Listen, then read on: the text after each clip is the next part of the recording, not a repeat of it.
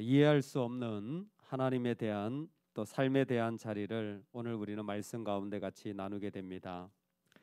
우리가 다 알지 못하는 일들을 경험하게 되는데 사실 그것은 단순히 이해하지 못한다라는 것을 넘어서는 어떻게 보면 우리에게는 대단히 기분이 나쁘고 또 화가 날 만한 상황일 수도 있을 것 같습니다.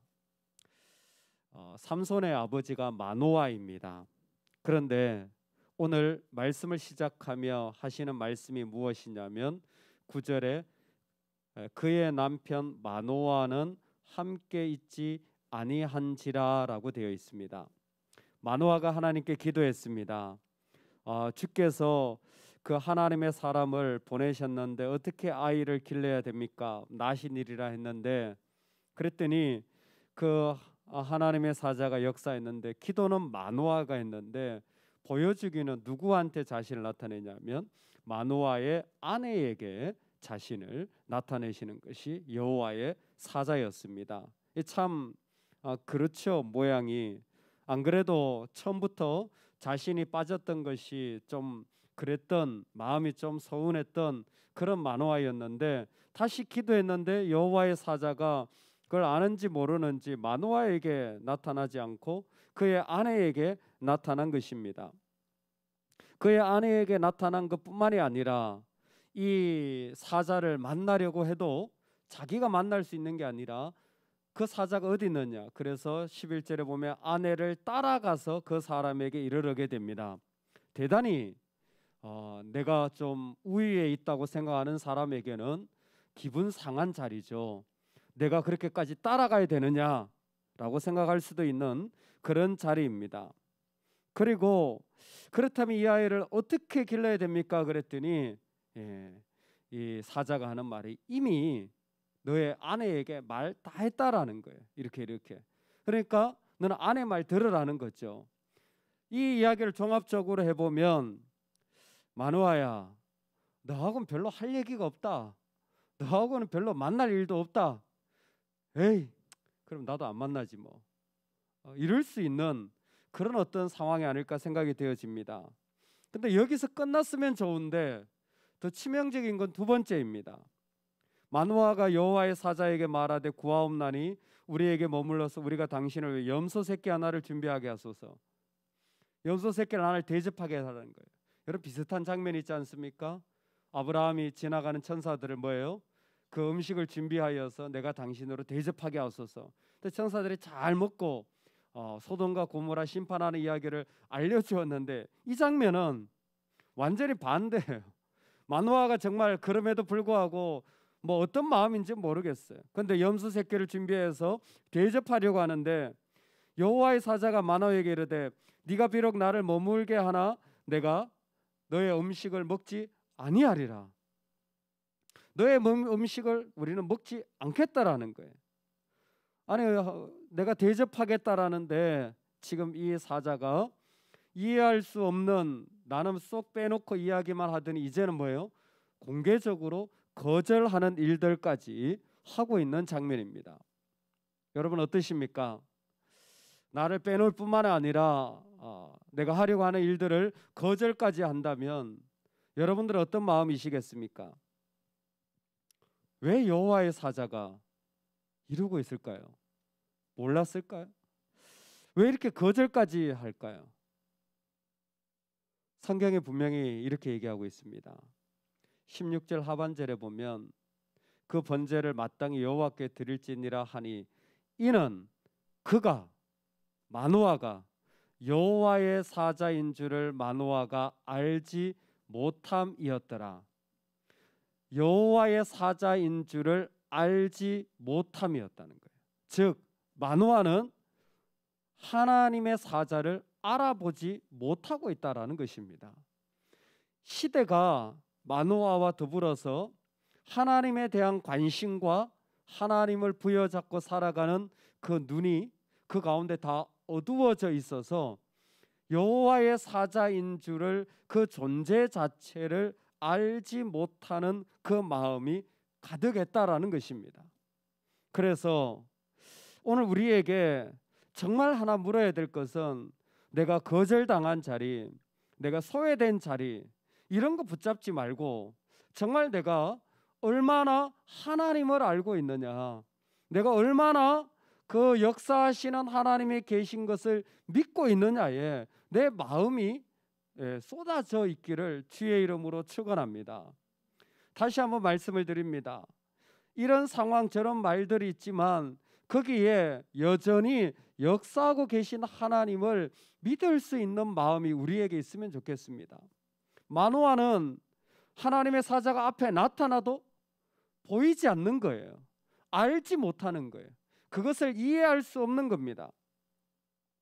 그때에 그럼 도대체 당신은 누구입니까? 그랬더니 이 여호와의 사자가 그 자기의 이름을 말하는데, 내 이름은 기묘자라, 기묘자라, 기묘자라. 이 말씀이 정확한 오늘 말씀의 제목입니다. 기묘자라 모사라라는 것은 이사야서에 나오는 말씀이에요. 그때는 He is wonderful and He is counselor라는 뜻이에요. 그분은 아름답고 그분은 상담자가 된다. 모사는 상담자, 기묘자는 아름답다라는 게, 기묘하다라는 거잖아요.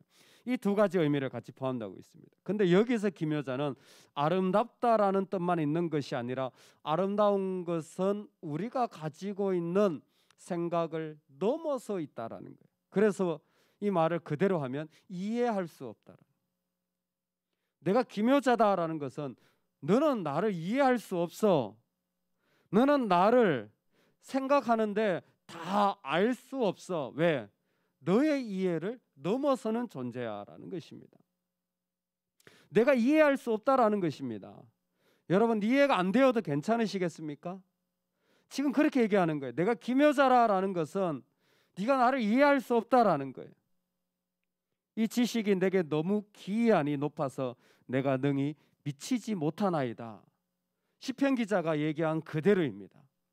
내가 다 이해할 수 없는 자리에 바로 그 하나님이 계시다라는 것입니다. 내 눈에 보이지 않지만 내가 보이지 않는 그 너머에 하나님은 계시다라는 겁니다.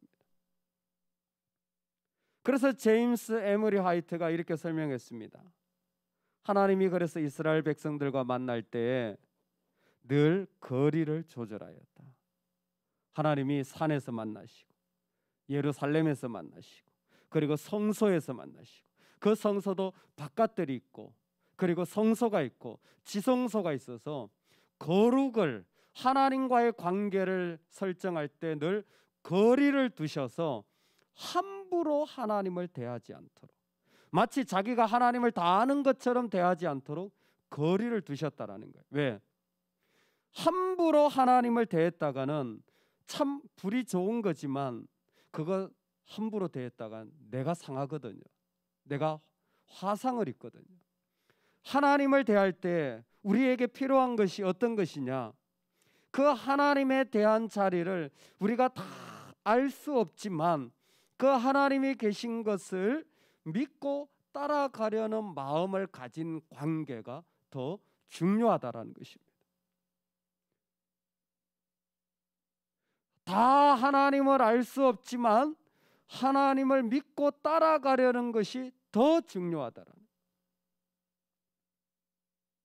사도행전 12장에 보면 헤롯 왕이 야고보를, 그 교회 리더였던 야고보를 순교시킵니다. 죽이죠. 그런데 똑같은 장면에 헤롯은 야고보를 죽이고 베드로도 잡아서 죽이려고 합니다. 근데 베드로를 잡아서 죽이려고 하는데 그곳에 명절 기간이라 사람을 죽일 수 감옥에 넣어놓고 기다리고 있는데 뭐예요? 성도들이 기도합니다. 기도해요.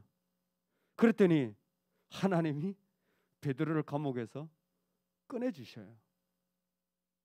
야고보는 기도가 약해서 죽었고 베드로는 기도가 있었기 때문에 살은 겁니까? 우린 이해할 수 없습니다. 누구는 살리고 누구는 순교의 제물이 되게 하고 누구는 알게 하고 누구는 모르게 하고 누구는 거절하고 누구는 받아주고 우리는 다 이해할 수 없습니다. 변호사였던 아들이 먼저 천국에 간 이야기가 작년에 있었습니다. 이동원 목사님 아들이었죠. 참 아들을 잘 길렀는데 40대 초반에 하나님 부름을 받았잖아요. 그 장례식에서 아들을 하나님이 주신 감사의 10가지 기도 제목을, 감사의 제목을 발표를 했는데, 그 장례를 마치고 교회에 돌아와서 성도님들과 그렇게 나눴답니다. 저는 지금도 왜 하나님이 내 아들을 데려가셨는지 답을 못 찾겠습니다. 다만 우리는 믿고 따라갈 뿐입니다.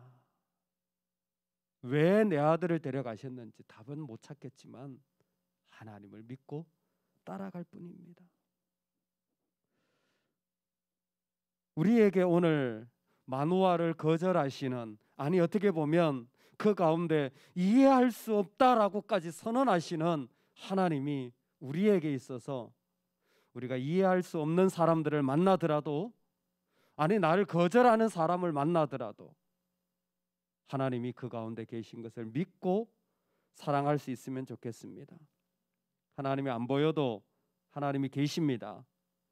태양이 안 보여도 구름 너머에 태양이 있듯이 내가 이해하지 못해도 우리 하나님이 역사하고 계십니다. 오늘 그 사실을 믿고 사랑으로 나아가는 은혜가 있기를 주의 이름으로 축원합니다. 아멘. 같이 한번 기도하겠습니다.